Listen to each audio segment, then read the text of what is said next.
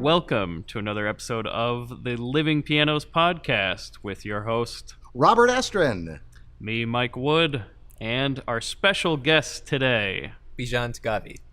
Now, Bijan and Robert, you guys have quite a bit of history. We go back a long way. Way How back. many years was it? Oh my God. All I know is you were a little kid. When maybe 2009? Something like that. Or maybe, might be longer ago than that. For all of you out there who are wondering what we're talking about here, Bijan studied piano with me from the time he was a young child. He had studied for about a year before that formally, or I don't know, you started when Longer you were than that. ungodly young, right? Well, I started when I was 3.5, and I was inspired by Elton John actually. But I studied formally, I guess, at the Yamaha School of Music, where after 4 years I graduated.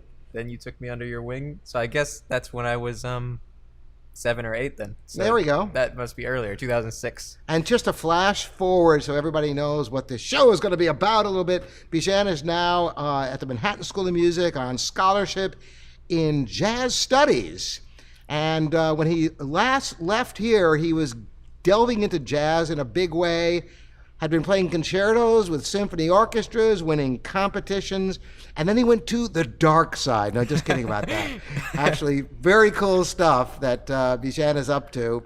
So now I'm going to turn it over to Mike to give us some direction here. So I have a few questions here for our guest. What was it about piano? Was it something particularly that made you want to study that instrument over anything else? You mean when I first? Yeah. Well, it was just Elton John and his whole persona and showmanship, just the way he turned the piano into a vehicle of expression that I guess inspired me at a young age. So for years you'd studied classical music with Bob, and then you transitioned into jazz. Right. So that was right after I actually played the Grieg Concerto with the South Coast Symphony Orchestra. So I guess that was the summer of my sophomore year before my junior year in high school.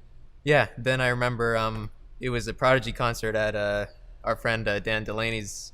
He had a Prodigy series, and I remember he always mentioned his piano is great for jazz, quote unquote. I thought, I was crazy, and I thought I'd try some jazz. We did that, and then from then on, with also the guidance, of course, of yourself, Robert, and my guitar instructor, also Brett Eklund, as well as a prior engagement I had done with a Grammy artist, Latin jazz flutist Nestor Torres, a couple months before that. The culmination of those things kind of got me into jazz, and then from then on I kind of took off, and now I'm studying jazz. Interesting thing, though, about you that was very different from other students was that you would come into lessons and you would cop blues that you heard and rock and all different styles. And I saw that you had a real affinity for this, which is why I encouraged you. And I remember early on telling you, you should really pursue jazz. You should get into jazz. And you said, oh, I already know jazz. Yeah, I was a little over the top You with didn't that. really know what jazz was, because you did some blues. So you thought, oh yeah, I got that jazz thing down. And I said, well, no, there's a lot more to it. And because, okay, going back, I'll tell you the pivotal moment that I knew something was up. With all my students early on, I teach not only how to memorize music and how to sight read music, but how to improvise music. And one of the ways I do this, the very, very beginning, I will just do some very, very simple comping with very young students. Maybe I'll just play something with black keys and let them play a solo with just black keys, because it's hard to hit a wrong one. And then have them comp and I solo. And you were a little bit more sophisticated, so I'd had you just play a D minor chord to a G major chord, just playing the D in the left hand, the two top notes of the chord in the right hand, to comp, and I did some fancy solos on top of it. And then we reversed, and I did the comping, and you did some creative solos, which is not highly unusual. But then I said, okay, now the hard part, and this is where usually everything falls apart. I said, now I just want you to play in the left hand this D minor chord and the G major chord, just in the inversion, so it's a simple, but the hardest part is keeping it steady. And I said, do anything in your right hand, but make sure the left hand doesn't lose or gain time. And right from the very beginning, you were able to do it. every other student I've ever given that to completely loses the left hand rhythm as soon as they try to solo with any kind of fluidity in the right hand at all, even like whole notes. And you just instantly could do it. I thought, oh my God. And the other thing that you were really good at was creating a groove. At a very young age, you would really get these nice syncopated grooves that I found very compelling, even when you were a young child.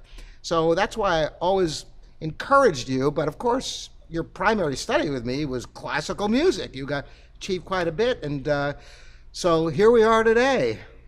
Well, that subject of a groove, I'm sure we'll get into it later, but that's something actually Justin DeChocho, our jazz chair at the Manhattan School of Music, impresses on us a lot. He always tells us in his raspy voice, he's like, life is about a groove. Everything's about a groove. Create a groove. So, we always try to get that. And again, we'll probably get into this later, but with jazz, there's no real mistakes, quote unquote. But the one thing you do have to do is keep the time steady and keep the rhythm grooving, because otherwise if the groove is off, then the audience will notice something. But if you keep the groove on and you flub a couple notes here and there, nobody's gonna tell. This transcends jazz. Of course, with classical, there may be some people out there who know every note of the score, but 98% of the audience, if you just keep the rhythm going, will not notice if you have a memory slip or some unfortunate occurrence. Right. It's so important to keep things going. So that's a universal thought. Well, as far as classical versus jazz, what are the major hurdles you encountered when switching from classical to jazz? Well, I guess to start with, I'll kind of on an opposite note. Something that definitely helped a lot was having the classical foundation. Just musically and technically, having that base was, I can't imagine going ahead with jazz without that. But as far as the hurdles, you said, I guess it varies depending on the person. One, because I was already kind of into the whole rock, pop, blues kind of thing. And plus, with your guitar studies and also playing bass, I mean, obviously, on guitar, you weren't playing classical. Well, not obviously, but you weren't. There we go.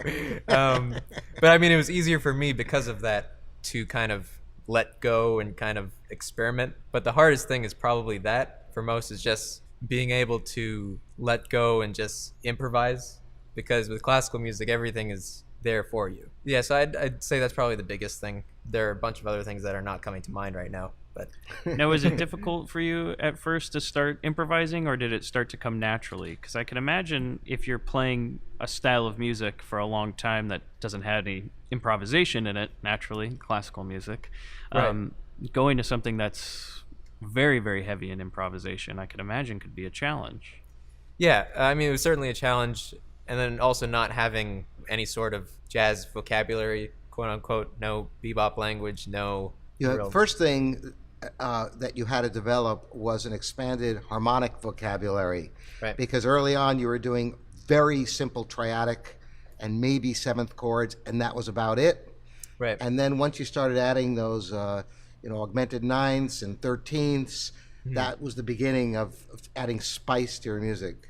Another difficult thing, for me at least, I'll say about switching from classical to jazz, was coming from prodigy, top of the world, doing all monumental things in the classical world, playing with symphony orchestras, playing works of Rachmaninoff and Beethoven sonatas, etc. Accompanying Metropolitan Opera singers. Oh, yeah. I mean, all kinds of pretty impressive stuff. So, coming from the top of the classical world and then suddenly being able to let go of the ego and start at the bottom again, that was probably the roughest thing at first, especially when, and I was playing a lot of concerts. We did living piano together. So, always having that kind of positive feedback.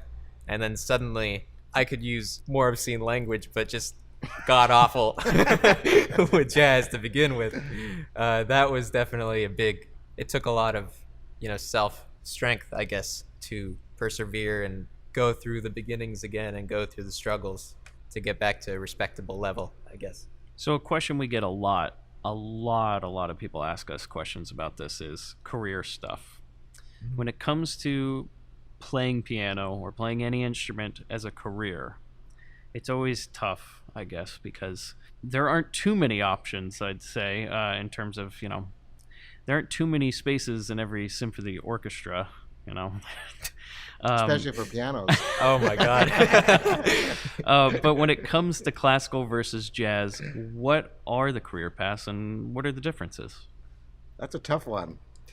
You know, what I was encouraging you to do before you went for your jazz major in conservatory was get as many degrees as you can, because hopefully you could find a school where you could teach, and better than that, do some concertizing, but get some kind of recognition, you know, because once you have a title with the doctor in front of your name and some level of accomplishment, at least you know you're going to make a living. And that's really what most classical pianists and other instrumentalists do primarily, is teach. Even people here in Orange County, the Pacific Symphony, which has, does wonderful things, great orchestra, magnificent hall, and yet the job doesn't pay enough to live in Orange County. It's not a full-time position. So everybody, and here's a county of 3 million people, that's the best job here, and it's not enough to support yourself. So teaching is a mainstay, and one of the things, teaching, writing, and I was playing. going to mention. Yeah, tell this. This is a really good story. Yeah, so Advice, I should say. I'll get back to kind of the differences in the two career paths, if there are differences later. JR? But JD, yeah. JD, all right. Close. I was going to say Justin DeChocho, again, from the Manhattan School of Music, impresses this on us as far as making a living with jazz, but I think this applies to music in general, even with classical musicians or whatever type of musician you aspire to be. The complete artist. The complete artist Right. is one who, 1, performs, 2, teaches, and 3, writes. His philosophy is, in particular with jazz, anybody who's followed this path has made a living. And every single jazz artist you want to name, Herbie Hancock, or Wayne Shorter, or whoever, John Riley, who teaches at the Manhattan School of Music, actually. They all do some kind of performing, some kind of teaching, and some kind of writing. And in the classical world, you find much the same thing. Right, and it doesn't have to be 1/3, 1/3, 1/3 split. At a certain point in your career, maybe the performing is, going really well and you're touring, and that's taking the majority of your time, and you kind of put the teaching and the writing on the back burner. Sometimes it may be the teaching that's bringing you in the bread. You could have a university position. You could be teaching privately. You could be teaching master classes. You could be teaching in any number of ways. And writing doesn't just mean composing, but you could be writing articles. You could be doing any number of things in the field of writing, arranging. That's great advice right there. Yeah. To diversify. And I'd go even one step further in that people who are successful in music careers tend to be versatile.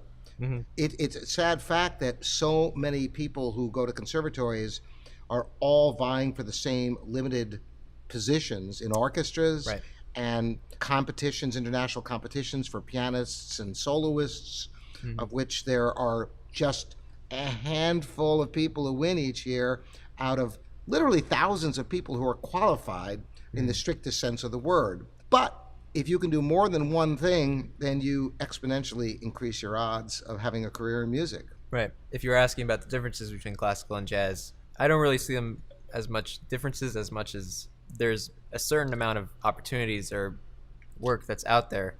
And it seems that the jazz musicians seem to grasp the idea of versatility more so than the classical musicians. This is true. I have told you the story of one of my father's students who he had her from a very young age, and she progressed very well, and she ended up going to Juilliard and got a degree in piano performance, studying with one of the top teachers there, Sasha Gornitsky. She went on to do graduate work, and she was in the middle of her master's program, and there was a party at her house, and it was in my dad's studio. It was a birthday party, and at a certain point, my dad said, and I won't say the name in case of the unlikely event she's listening, it's been decades, but he said, play Happy Birthday. And here's this very accomplished pianist at Juilliard graduate. And, oh, what note does it start on? And she could not play Happy Birthday by ear. Yeah. And I fault to some extent the curriculum of schools that are so incredibly laser focused that, for example, at the Manhattan School of Music, where I also went years ago, we learned how to read figured bass. But you know what they don't ever teach? How to read a lead sheet.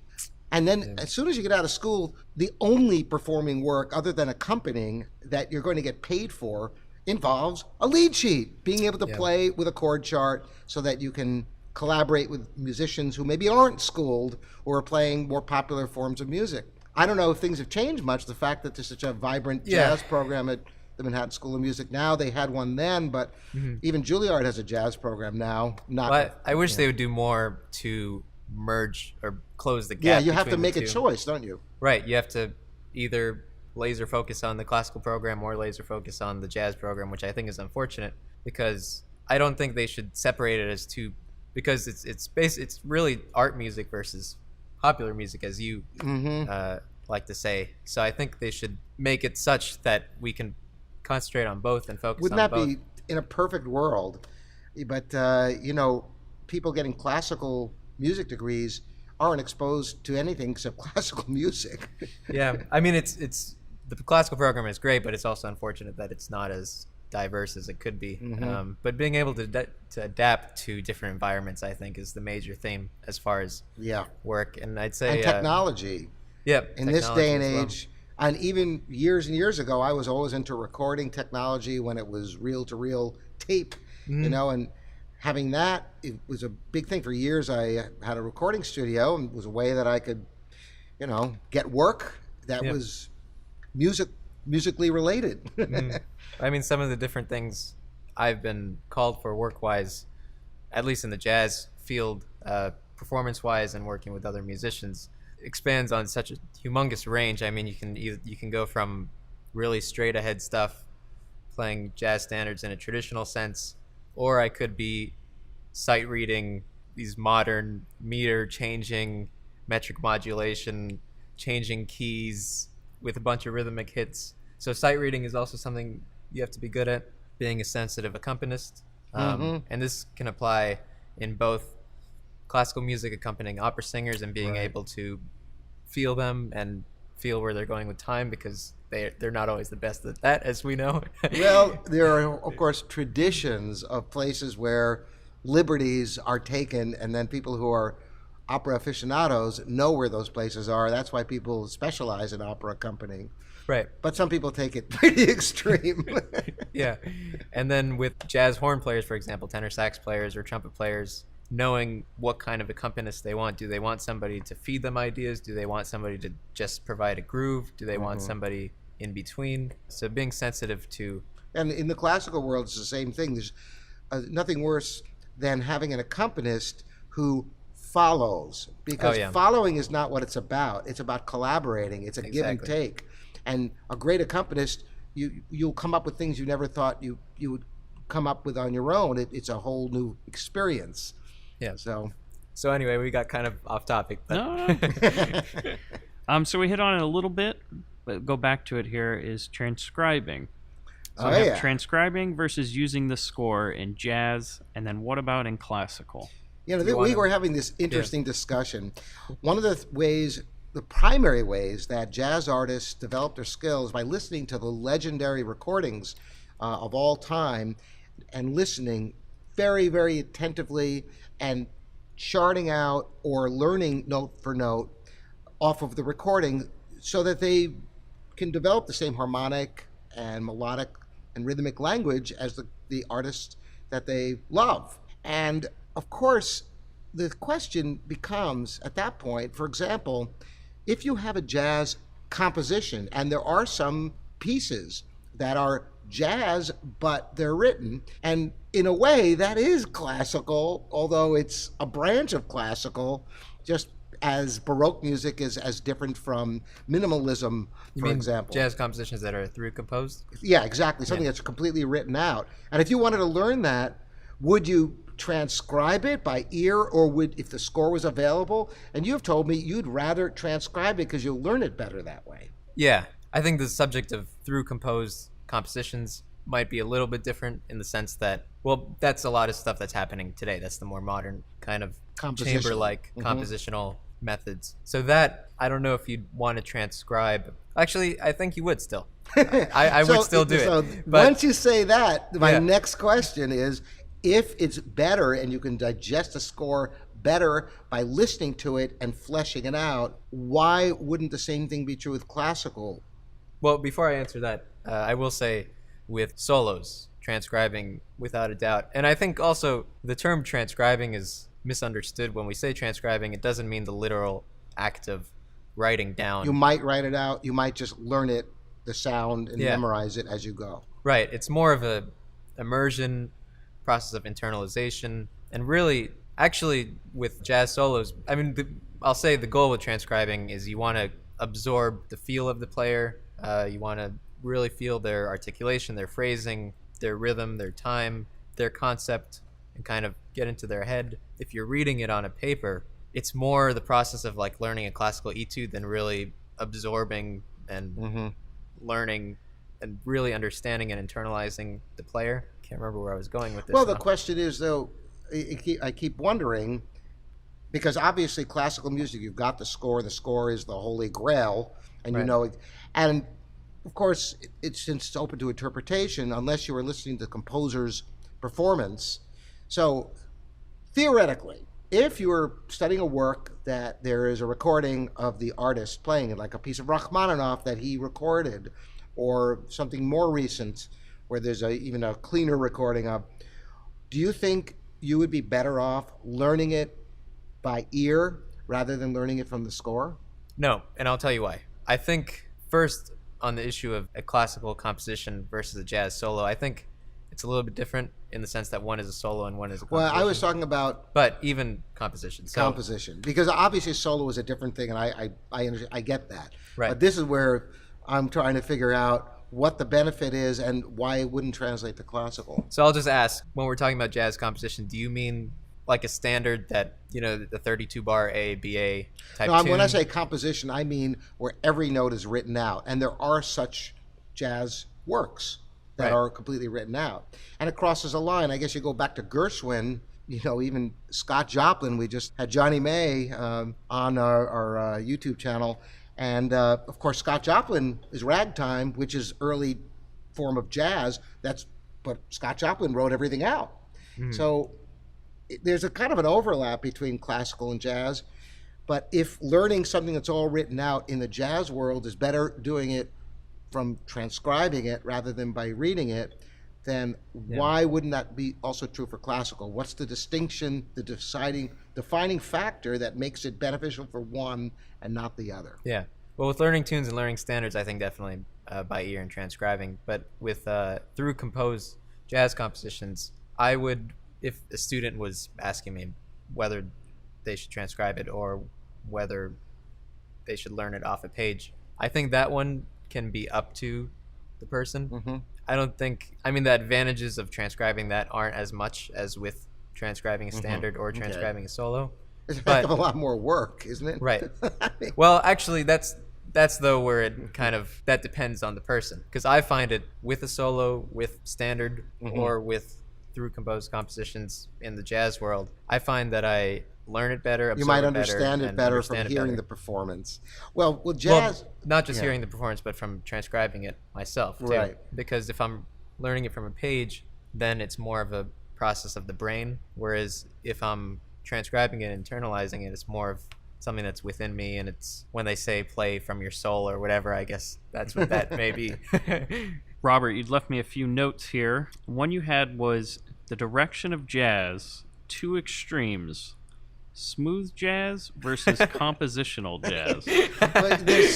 And that's just kind of like encapsulating things in an incredibly simplistic way. There's so much that is considered jazz. I mean, rap is even an outgrowth of jazz, and as is rock, and so many forms of music are related to jazz. So in terms of what's happening now and the direction that things are going, on one hand, what seems to be popular, you know, they're very simplistic, you know, like the smooth jazz that's basically... Is that really popular, though? Isn't it? I don't know. Well, what's the most popular jazz? I mean, you're in a bubble. Of course. That's true. But I mean, if you turn the radio on, I mean, you could find, real jazz. Well, what I'm calling real jazz. I don't mean to dismiss people who play smooth jazz, but that's more almost like we were talking about art music versus popular music. Right. The smooth jazz is more like, you go to a club and, it's something that it's almost an ambience type of music rather than something you sit down and listen to intently as you would a composition. I don't even know if there is. I've never thought of it as, and you may say I'm in a bubble, but I've never thought that there is a more popular type of jazz than another, because there seems to be equal, if not close to equal, audiences for example, smooth jazz versus traditional Miles Davis kind of jazz, or I guess Miles Davis modal kind of jazz also, and or then bebop, or bebop, or post bebop. Post bop. And what about or the current early modern scene. ragtime or 20s style? I mean, there's a Right. I don't see how you could say that one isn't more popular than the other, because obviously How one is not more popular than the other? yeah, I mean they are. I mean, they're not all equal in their popularity. Well, they're not all equal, but I don't see one as pop. Right. Yeah. Well. Like one may be marginally more popular than another, and one may be less popular than another. I'll tell you but- where I'm getting my. Perhaps it's a misconception, but years ago we were living in Mission Viejo, and there's a huge park there, and I saw they were having a jazz festival, and I was really excited. And they had this huge stage with a big sound system and all this stuff, and you had to get like a wristband to go in, and I was all excited. I always hiked around the trails, and I just ended up in there without a wristband or anything. And I think, whoa, my gosh, I got to go home and get my son David. He's going to love this. And so I went home and I said, hey, Dave, there's a jazz festival. And he already knew about it, and it was all that smooth jazz. And this place was like mobbed with people. It was like a huge deal. And it was like kind of, for me, it was a little bit disappointing because, I was thinking like, something more sophisticated. And so that's where I got the idea that this is music that is... It's funny, actually, on that note, the project I've been wanting to get into lately is, as a tribute to Elton John, who was an inspiration to me, I've been thinking of working on making jazz arrangements of some of my favorite Elton John songs. Cool. Just the other day, I was on YouTube, and I thought I'd click Elton John jazz just to see if anybody else has done anything else with this, which I haven't. I can't imagine they haven't. Surprisingly, I haven't been able to find You're much. kidding. Yeah, I can't believe it either. But what I did find, however, was Elton John headlining New Orleans Jazz Festival or something. I was like, what? Elton John headlining a jazz festival? Yeah, right. Well, I guess that term jazz, just like the term classical, it isn't one thing. Jazz is a broad spectrum of music that has its roots in African rhythms and Western harmonies, to put it really simplistic, in a simplistic way. Right. But as it's expanded through the ages, there's so many different branches. But back to the root question about Yeah. Smooth jazz versus compositional jazz. I'll ignore this. Two extremes. Right. I'll ignore the smooth jazz part since we kind of went over that. The compositional jazz, like you mentioned, I think that's something that most of the modern jazz musicians are getting into today, as far as adding, I guess, a chamber-like quality. Where, like we were talking about earlier, I've heard some jazz music where there's no improvisation at all. Mm-hmm. So, there are people that try to define jazz as improvisation, yet how can that definition be accurate if there's quote-unquote jazz music that's all... And then if you really, really study and historically, you realize that virtually all the great classical composers were improvisers. They improvised, and we just have the scores because there wasn't audio recording available. And Right. in a way, it's almost a misconception to think that the sanctity of every note, when Liszt or Chopin or Mozart, if you had had a chance to sit to them in an informal setting, they Right. would have played countless music off the top of their heads, because that's what they did. As far as the direction of jazz, I actually think from what we see today, the direction of jazz seems to be fusion and different types of fusion. Right. You have the rock jazz fusion crew, artists like Aaron Parks, like really... Well, that has its roots going back, the 70s and even earlier. Right. Yeah, Herbie Hancock is a musician who kind of encompasses all of Right. the progression of jazz, the development of jazz. Rocket. He's one of those musicians where it's impossible that you can't find something you like that he's done, but it's also not impossible to find something that you don't like Right. in which he's done, because he's done traditional jazz. He's played in Miles Davis's band. He's done the whole funk thing with Rocket, Watermelon Man, the Headhunters, and really embraced technology, which is a possible direction of music in general, which I know you always talk about. Well, it seems like in just about every style of music, the fact that we're getting more and more interconnected globally with social media, recording, things like YouTube, as different cultures become more aware of each other's art and music, that you have some really new flavors. Just the same thing's happening with cooking, where you have like an Asian French restaurant, and flavors that have never been combined. And the same thing with music, Edgar Meyer, for example, with Bella Fleck, and where you have banjo and double bass, and with some really interesting composition. I think that's some of the most interesting music possibilities are combining elements that nobody ever thought to combine before. That's why your jazz on Elton John, it seems like now the word's out, somebody else is going to do it. Oh no, I got to you better hurry up. Copyright it. Yeah. But yeah, other directions that I've kind of embraced and enjoy listening to, or especially my favorite is it's a very particular type of classical jazz fusion. Artists like Fred Hirsch, namely, and Brad Meldau's done a little bit in that field as well as a number of things, but Fred Hirsch in particular is into that kind of classical sound. And then you have, I think the main thing that's caught on today is kind of the gospel hip-hop jazz fusion, which Robert Glasper, I guess, is the head of that movement, as well as most young jazz musicians today have that background now, which is interesting. But it's a sad thing that classical artists don't enjoy improvisation, and that's something that personally I've always loved to improvise, and I think that it's a great way to develop if you want to do writing. Improvisation plants the seeds for composition, but more than that, it also develops your ear and makes it much more possible to play with fluidity written pieces, because if you can play things right out of the top of your head, then when you're playing something that off the top of your head, you can play it in a more genuine fashion. Right. And I'd like to see more the classical jazz fusion, not just jazz artists writing out composition note for note, but classical artists delving into improvisation, bringing back the roots of classical music. So it's interesting you mentioned Herbie Hancock, because about a year ago I saw Herbie Hancock at the Hollywood Bowl, and I saw he was playing with an orchestra. And being a fan of his, specifically love Watermelon Man and Thrust, probably my two. The Headhunter version of Watermelon Man, or yes, Headhunters. Yeah, Headhunters and Thrust are like my two favorite Herbie Hancocks. Rockets, okay.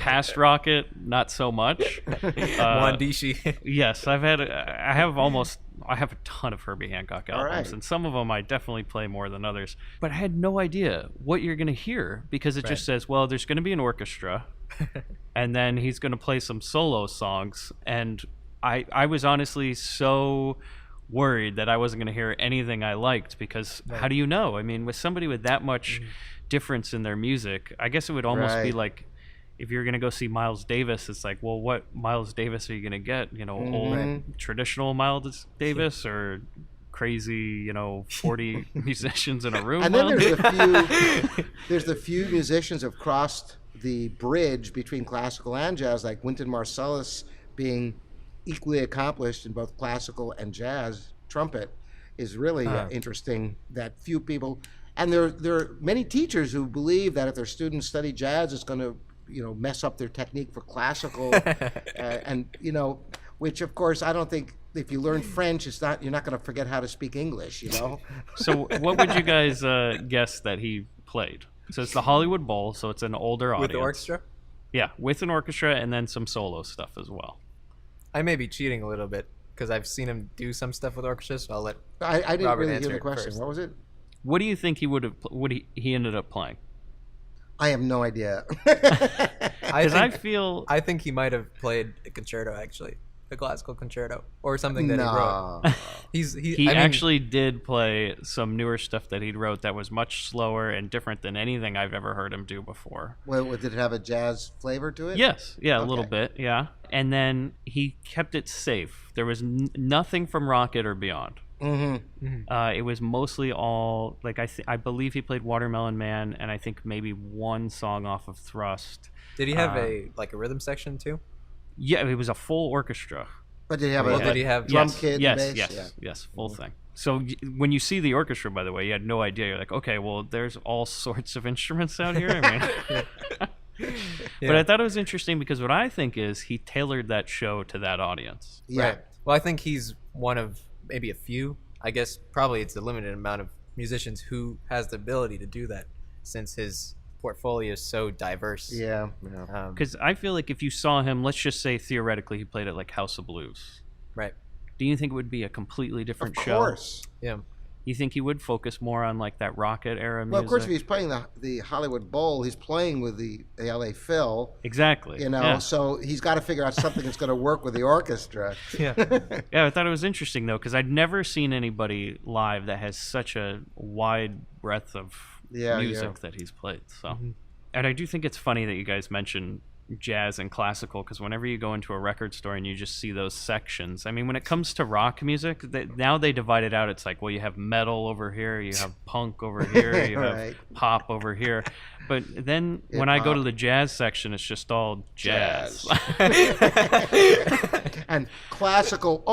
Oh, they're out of classical. Classical is like you got maybe rows and rows of Beethoven and Mozart stuff, and Not so much anymore. The classical bins are pretty much a thing of the past. Well, I think it's a good thing artistically that there are less boundaries with quote unquote jazz. I guess it's tougher for CD store buyers, but as far as what you want, but I think it's a good thing for the music itself. you know, it's interesting because when I look at stuff and I just pick up a record, I honestly will have no idea. I just can, when it comes to jazz, if I'm not familiar with it, I guess I got to judge by the look of the artwork on it. And Well, just ask Bijan. well, you never know, though. A lot of times I cheat and look at the back. I have to see one of my favorite standards on there to get the record most of the times. So you would know by that, by like Yeah. a standard jazz song, because if you like, Yeah, you like go if and I buy see a- I Hear Rhapsody or Alone Together or In Your Own Something Sweet you Way really on want to it, hear, yeah. yeah, then I'm like, okay, this is more Especially if it's an traditional. artist you never heard do that. Right, yeah. So as far as jazz, before we move off of jazz and get into some viewer questions, Uh-huh. who are your personal favorite jazz musicians? Oh, wow. Well, it's funny because it changes depending on what phase I'm in, I guess. When I started, it was Oscar Peterson who inspired me and got me into the whole jazz thing to begin with. And it was the first year when I started from my, when was maybe 3 years ago, the entire year, all I did was listen to Oscar Peterson. And I didn't even like quote unquote jazz. I just liked Oscar Peterson. I remember like, what was it, Summertime? Yeah. Any other performance of Summertime you showed me, I couldn't even listen to it. Because I really liked Oscar's swing feel and the blues he added in there and kind of. Well, Oscar is in From a his league of his technique own, and- let's yeah. face it. But then I transitioned into Kenny Barron, who I think was perfect for me because he has that, I guess from a learning aspect, he has a lot of that bebop vocabulary, but he also is similar to Oscar in the sense that he does use some blues and uses his technique and is a great pianist as far as actually playing the piano, but very tonal and melodic and lyrical. And Kenny Barron is one of my favorites, and I almost did the same thing with him that I did to Oscar. Spent the whole year immersing myself with him, but he's also a great accompanist like we were talking about earlier, so a lot of his career is based off accompanying Stan Getz or Dizzy Gillespie among other artists. And lately one of my favorites is Fred Hirsch, and he's been doing a lot with counterpoint and contrapuntal movement compositionally and in a traditional sense of playing tunes and standards. But I'll just mention some other artists that I like also. Ahmad Jamal, Brad Meldau. Who was that guy you just sent me who like almost out Oscar's Oscar? Oh, he's actually he's a pianist in New York. He has, I don't know him personally, but he has a lot of mutual friends with me. Ben Patterson, I think is his name. He can move, huh? Yeah, he spent a lot of time with Oscar. It looks like. Yeah, Ahmad Jamal, Brad Meldau, Bill Evans, the Masters. Do you find yourself liking more intimate, like smaller jazz bands, or Yeah. There are some who prefer the Christian McBride big band or Duke Ellington big band or Billy Strayhorn, that kind of big band sound. I'm probably not mentioning Duke Ellington. There's a lot of great big band artists, but it's not my cup of tea. It's ironic because MSM is known as a big band school and JD does a lot with the big bands, but it's just not my favorite thing. I prefer more of the smaller combo. Although, the trios. as you get more deeper into composition, you may find yourself That's true. enjoying arranging for larger ensembles. That's true. But at least from a listening aspect, Right. so far I prefer, Herbie and his quartet, quintet, septets, sextets, and Miles, and a lot of the trios, as a pianist especially, Fred Hurst trio, Oscar Peterson trio, Kenny Barron trio, Bill Evans trio, Ahmad Jamal trio. Yeah, I prefer more of that smaller because it's much more an intimate sound. Yeah. It's very personal. Right. It's kind of like the difference between a symphony orchestra and chamber music. Right. Yeah, I always find myself gravitating towards like 70s stuff. Like I love, do you know Don Ellis at all? Oh yeah. I love Electric Bath. That album, I play it all the time. That, and I don't think you like it, but I love Bitches Brew by Miles Davis. Oh. It's like one of Yeah. my favorite albums. That's one of the classics, I don't know. It's just something about all those musicians, and it just seems to work really well. I don't know I what think, it is. if I'm not mistaken, I think that's the record because Herbie's on that too, as well as Wayne Shorter and. On Bitches Brew, Yeah. there's about like 40 musicians, I think, are on it. I think this is the one where Herbie actually he doesn't comp and he doesn't play with his left hand. He pretends like he's a horn player, and all he does like any other horn player, he waits until his turn to solo, and he solos with single notes, one hand, and then it comes time for Wayne to solo or whatever, and he just lays out. That's funny because that's antithetical to what you've been doing, because you've been getting into counterpoint in your solos where you're doing two different parts, Right. which I find really compelling. Yeah. Well, like Fred Hurst does a lot, and he stresses for himself and his own artistic direction. I'm really into playing the whole piano, and really getting into the instrument. There are a lot of musicians. I know Alan Pasqua is one who stressed on me he always says the piano is a wind instrument, and to play the piano like a horn. And I think that's a really cool thing, and that's something I like to do as well. But really playing the whole piano and also using this left hand that seems to be so overlooked and underused. Group setting as well as a solo setting, it seems like a lot of people are just into very sparse playing shells. Just a little foundation. Yeah, or just in a trio setting, a lot of people just play chords with their left hand. But I like mixing in all kinds of sounds, like the block chord sound, which is kind of like a sax section, Right. or counterpoint. Well, sometimes you do that Bill Evans type of parallel harmonies where you're playing a lot of voices as Right. one melody that's harmonized, essentially. Right, the kind of four-way close block chord sound, which I really enjoy. Yeah. Well, the other thing that you've been getting into, which is really interesting, is where you're playing classical riffs as accompanimental riffs in the left hand along with your jazz solo in the right hand. Yeah, that's something, counterpoint, contrapuntal movement, as well as something that I've actually really enjoyed incorporating. I guess it falls under the counterpoint and contrapuntal kind of theme. I guess these would be counter lines. So kind of like a call and response type thing. Right. Because I see counterpoint is basically just sixths and tenths. Well, counterpoint in the strictest sense is having more than one independent line at the same time. Because Right. if it's parallel, Well, I thought of that more of the contrapuntal thing. Whereas counterpoint I just see as the harmonic ability to place two different lines together, which two or more. Yeah. two or more, which I found out that is basically just sixths and tenths. You just have to know when to use which. So you figured out the formula.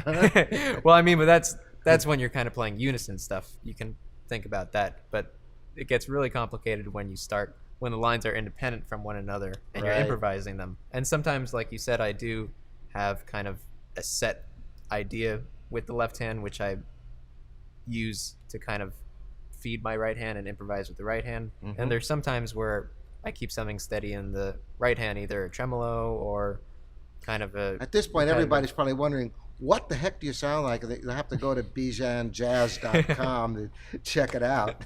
Yes. I think maybe we can bijanjazz.com. include some. If you send us something, we'll include it in the podcast as well, right here. Yeah, Yeah. that'd be nice. Yeah, I did an arrangement actually of. I sent it to you actually. The arrangement of Konama I did a Dizzy Gillespie composition, Oh, yeah. a solo piano arrangement. So I Well- may send that over. Then I'm going to say it right here.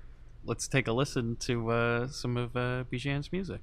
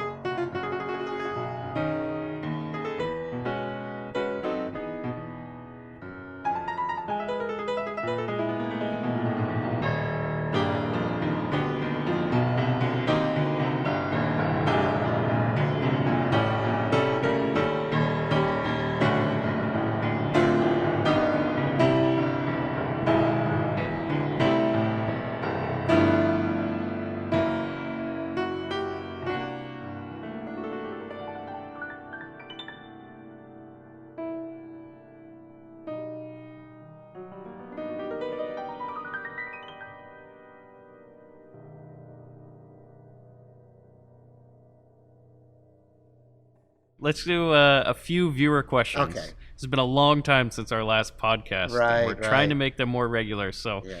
out of all the questions I have, we only are going to take 3 this time. So here's one from DD. Is it worth learning several instruments and playing them on a good level, or is it better to focus exclusively on one instrument, like piano, and become totally fluent in it? Now, this is really interesting for both of us for completely different reasons. Why don't you field it first, and then I'll give my unusual perspective. I'm excited to hear that perspective. This is funny. I've actually been thinking about this a lot myself lately, because in addition to the piano, which is my primary instrument and where I focus my most time on, I also play guitar as well as electric and upright bass. And the upright bass, I actually, on a personal note, I was the principal section leader in our orchestra, and with guitar, I've played various engagements actually with it, but am nowhere near professional level, I'd say. But I can hang in there on guitar as well as bass a little bit. But I've been thinking of whether it's worth my time, like Dee Dee asked in her question, whether it's worth my time to get good at the instruments. And I think it's a personal thing. If that's something that you'll find personal joy in doing, go for it. But on a musical basis, I think it's important. I think the most important thing is to be good at your instrument. But at the same time, I think it's also very beneficial to study other instruments, not to be virtuosic on them, but especially when you're playing with other musicians and you're writing for other musicians, to have kind of a concept of what that instrument is like. And definitely having another instrument away from your primary one, just so you can really become a musician as opposed to an instrumentalist. I would advise anybody who would ask me to definitely study at least one other instrument. Well, if anybody goes to a music conservatory, no matter what instrument they play, they must study piano, Right. and they also must sight sing. Mm-hmm. And singing and piano, I think, are absolutely intrinsic to any musician. I was going to say about the sight singing, Yes. not if you're a jazz student at the Manhattan School of Music, but continue. Well, they don't believe in that, huh? No, but the thing is, everybody knows how to do it anyway. Well, So. they better. No, because they're so completely diametrically opposed in how the challenges that you meet with them. Mm-hmm. With voice, you absolutely have to hear the music or you're going to get some ghastly sound. Right. And on piano, you have the benefit of being able to play complex chords and such, which many people play instruments that only play one note at a time. But my experience is really somewhat unique in that at a young age, I started piano when I was 7, and then about a year and a half, it was 4th grade, however old I was, I started the French horn at school. And in junior high, it hit me. I remember saying to my parents, how am I going to decide between piano and French horn? And they said, oh, you'll know. And I said, no, I won't. And I didn't. And so I ended up getting accepted to the Manhattan School of Music on piano and French horn. And throughout all my conservatory years, I studied both instruments. And interestingly, I expanded into synthesizers later on and historical keyboards. I have not done much with the horn in the last decade or so, just because I've really been going to my roots and, but it took me a heck of a long time to make this move. And I guess the early instruments are new for me, harpsichord and forte piano and all of that, which was kind of concurrent to me putting the horn away. But here's the interesting thing that I always found, because I played both instruments for many, many, many years, is that whenever I would have an epiphany on one instrument, it would always translate to the other instrument. Not only that, but I could hear in my fellow pianist colleagues that they didn't play a wind instrument and they would never play the piano. They didn't understand the concept of the breath and the phrase in a way that playing a wind instrument, you get it. Or a stringed instrument with a continuum. And likewise on horn, because I was used to the complexity of piano music, my reading was like way better than other horn players, because if you could read a piano score, hey, it's only one note at a time on the horn, even though you have transposition to deal with, which is a whole other issue. but my years of sight singing helped me with that. So I think there's tremendous benefits, but you don't want to spread yourself too thin. You know, if you want to, for example, be a sensation at a young age, you better, lock yourself in a room with one instrument for most of your waking hours. Right. Well, what you said earlier, I think, goes back to Alan Pasqua's motto of the piano is a wind instrument. And I know he says that to his students a lot because piano students who either haven't studied another instrument or just for some reason don't listen to other instruments other than piano much seem to lack that concept of first of all breath so far as during, for example, when you're soloing or improvising, on the piano you don't have to breathe, so you can just play a million notes a second and not take any breaths, whereas if you're a tenor sax player you just can't go on forever. You have to breathe. And even more important than the breath is the phrase, how it rises and falls naturally. I was gonna say, that's the whole essence of music to a great extent, at least melodic music. Yeah, so actually the way you play the piano as well, not beating it, but your piano tone caressing it. Yeah, there you go. So the last topic I have, thought this would be a fun one. What's the meaning of life? It's from a recent video, Uh-oh. which was titled, "If You Disagree with Your Music Teacher." Oh, man. Before I get into the questions, any comments? Okay, Bijan, it's time to fess up.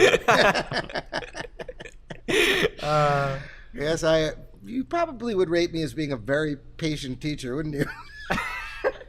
It's funny, I remember I'd never, at least on the first saying, whenever Robert would tell me something, I would never do it.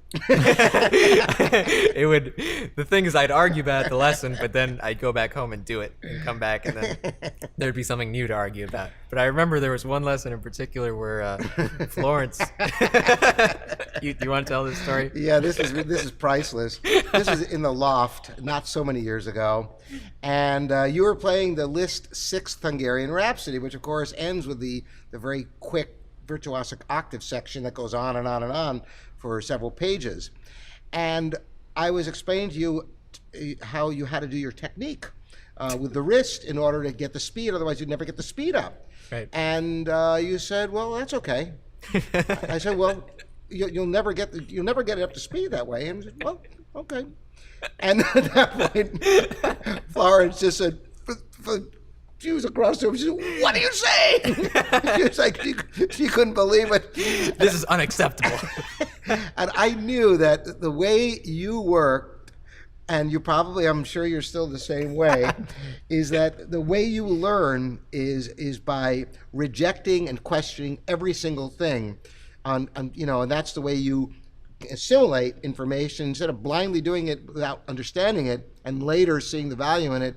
You want to, just figure out why, and if you don't see why, those questions help you to come to terms with it. I would say this, though, that there could have been a lot of teachers that, with the way you learn, could have a very tough time, especially teachers with some ego. Oh, because man. You are not a good student for somebody who maybe has an ego, because which I've experienced in the past. But whatever works. So there was an actual question Well, here. it's funny you say that, because that is actually exactly what Bob said in the video for that one. Was exactly what you just kind of said, as questioning and learning, Right, and still taking in the information however you can. Right. So, And everybody learns differently. And, you can't teach at someone. You have to teach with someone, find where their head is at. It's not a science. It's not an exact science, boom, step 1, 2, 3, because everybody learns differently. I've had students, for example, even though, it's a progressive course of study, of repertoire, and occasionally I've had a very, very talented student who just, leaped from one level to about 10 levels higher just because they really wanted to and were willing to practice hard, and they were talented. And, it's important for a teacher to recognize sometimes to allow a student to try something that's outlandish. Well, I guess 2 points on my part. One, I'll just say as defiant as I am, I also think it is important to, as a student, go into a lesson with an open mind, and because everybody has something to offer, and everybody has something different to offer, and you may not agree with it, or you may not want to implement it long term in your playing, but just hearing the teacher out, I think, is good no matter what, just to see where it takes you. And who knows, maybe you'll later on want to implement it. And Well, if you know, not, I had the interesting experience at the Manhattan School of Music studying with Constance Keene. Now, I had studied with my father from the time I started, except for some master classes at the Mozarteum in Salzburg. He was my only teacher, and great teacher. And there I was at the Manhattan School of Music with another great teacher, phenomenal pianist.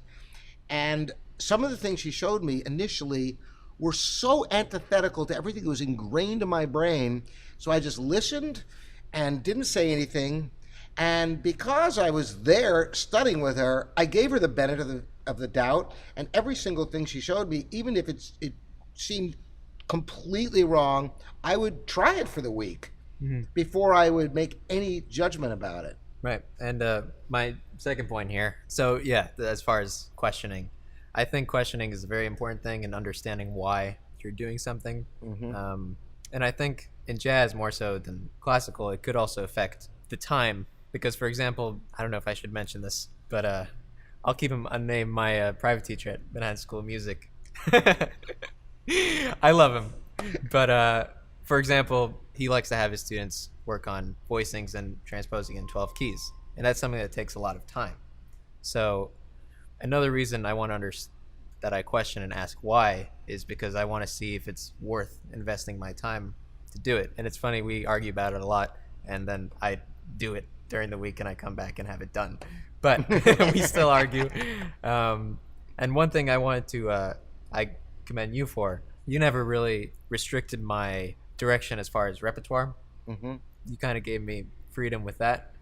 Of course, I had you study a diverse range of period styles and techniques and all of that.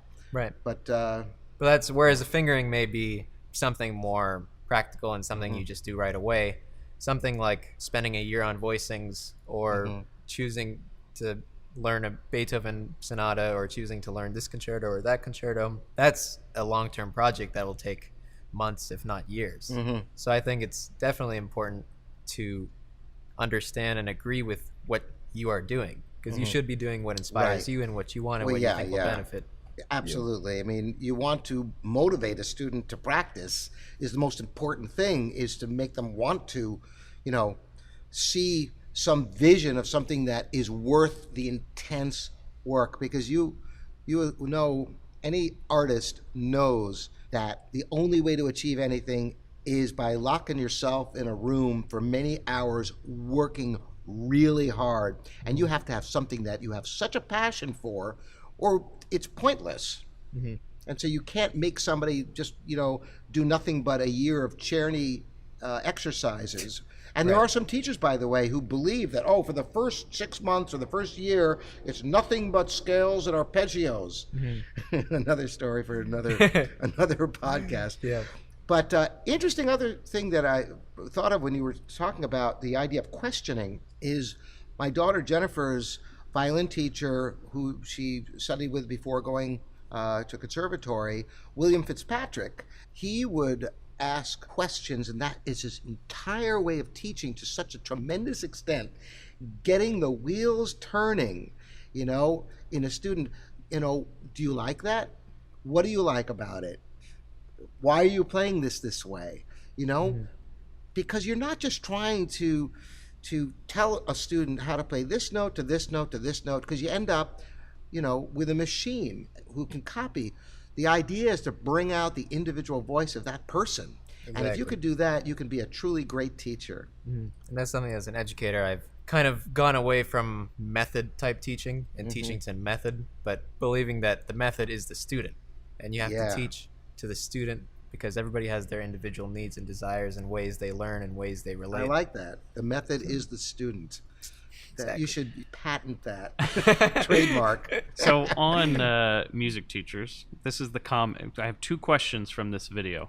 Okay. We haven't even gotten to the questions, but can get to them very quickly, I believe. This one is from Matter. I think one of the most important questions for all is how to distinguish a good teacher from a bad teacher in a short period of time. Can you give advice on this, Robert? Yes. You take this Number one. one, teacher must show clearly what the student should be doing the 6 days of the week that they're not at the lesson. There should be enough work clearly in your mind at that end of that lesson that you've got more than a week's work to do, and you know exactly what needs to be done and how to do it. That is the most important thing. How to practice. A great teacher will show not just correct wrong notes and assign material, but will show you how to practice, whether it's teaching English composition or teaching how to play an instrument. And the second thing is, can you sit down and play something from the beginning to the end without stopping? I mean, it doesn't have to be perfect, but can you get from the beginning to the end? And hopefully, if you've been studying for any length of time, you have more than one piece. And then this might seem like duh, but I can't tell you how many students I've gotten from other teachers who studied for years, and I say, okay, very good. Let's see, the very first lesson, I want to see what level they're at. Play something. What should I play? Well, anything at all, anything. And of course, the first thing they do is open up the music, and I go, oh, do you know anything from memory? And no, they don't. Okay, that's fine. And they struggle being able to play through. They can't get through anything. A good teacher will teach you to play something, even if it's on the flute. My wife Florence might teach hot cross buns, but it's going to be a really good hot cross buns out of that little kid. Right. Same thing with piano. It doesn't have to be a virtuosic piece, but it should be played from beginning to end with solidity and beauty. And if you don't have that at the beginning, then you're probably never going to get it from that teacher. Yeah. And something else I guess I'll add to that is the teacher should be somebody who really inspires you to work for hours and to really want to drive to get better and to be anxious to work on something and come back to them and have them give you more stuff. And I know somebody like Barry Harris in the jazz world is like that, as well as John Riley, yourself. You were that way with me, Bob. So having somebody who really drives you and they show you something and then you're like, wow, I can spend the next 10 years on this. Right. Great. Without getting discouraged from it. The last question I have today is a little long here, but the answer shouldn't be.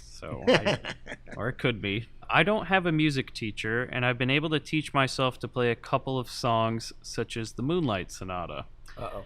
I'm really passionate about music. However, all the lessons I tried to take were slow-paced, and I got bored quickly. The fact that I have taught myself these songs so far is a big accomplishment in itself.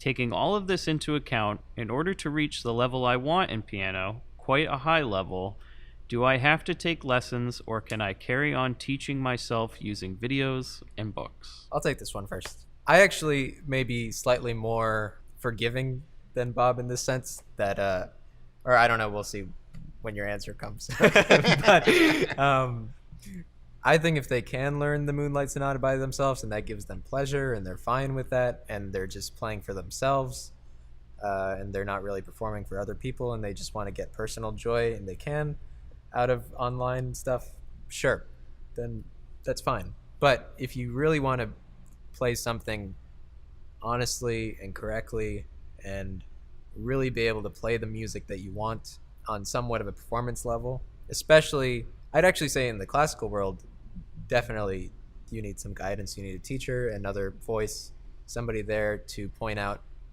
where you could fix this, where something is wrong, or just to give you some kind of a foundation to begin with. On the other hand, in the jazz world, the teachers and the lessons are the recordings you listen to. So a teacher is absolutely not necessary in jazz, I'd say. A mentor is necessary. A teacher, I guess, is not. Yeah, I think you hit the nail on the head. Depends upon the style of the music is one thing. Years ago I played with many bands, and the vast majority of people playing professionally in rock bands, country bands, have not had formal instruction. And you can certainly learn to play many styles. And even I've known some phenomenal jazz players with no formal training. Now, as far as classical goes, on one hand, I'm with you, like, sure, if it brings you pleasure, but I would caution somebody, depends upon how seriously you take music. For example, if somebody is teaching themselves just using online resources, books, and they're spending a great deal of time, in a way, they are getting shortchanged in that. A great teacher, because they show how to practice, will maximize the effectiveness of a student's practice.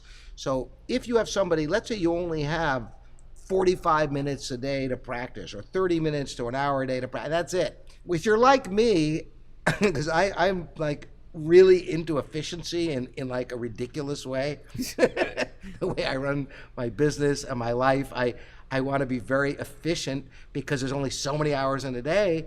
To me, I would want to have a teacher to show me how can I get the most done for the hour I put into this.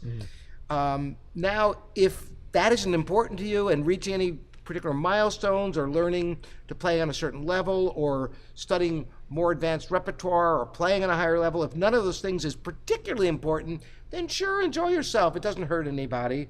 But if any of those things are true, then finding the right teacher, and that, of course, is a whole other subject, because it's very difficult to find a good teacher in just about any subject in this world. I'd actually agree with that. To be able to maximize your time, as well as, I don't think, I don't agree with not having a teacher, but I'm just saying, if it's something that works for you and it's fine, go at it, but you will not be able to maximize your time. And especially with classical. Yeah, and you will with not no be able to training, play at a high level. It would be, I mean, for me, it's like impossible for me to even conceptualize, because from the time I was born, I had my father, Morton Estrin, great concert pianist and phenomenal teacher, in my living, with me. I mean, even with formal training, I was messed up to begin with until I came to you. So there are very few really great teachers, I had one teacher, Mr. Gray, in high school, who taught me how to write an English composition. That was the first time you always got papers assigned, and nobody ever showed you how to actually construct a composition. And to this day, the lessons he taught me have stayed with me and helped me with the writing I do. Well, I'm fortunate that one of those great teachers was you. All right. So. Well, I appreciate that. Well, I think that wraps it up for another episode of the Living Pianos podcast that we hope become a little more frequent. Thank you, Bijan, for being here. We'd love to have you again. Yeah, thanks for having me. And again, bijanjazz.com. Check it out. There's all kinds of great music and tutorials on there. It's worth your while. And you can find Robert at livingpianos.com. And if you have any questions for us on videos or on this podcast, the email is info@livingpianos.com. You can also message us on Facebook as well as Twitter. All right. Well, bye, everyone. See you next time.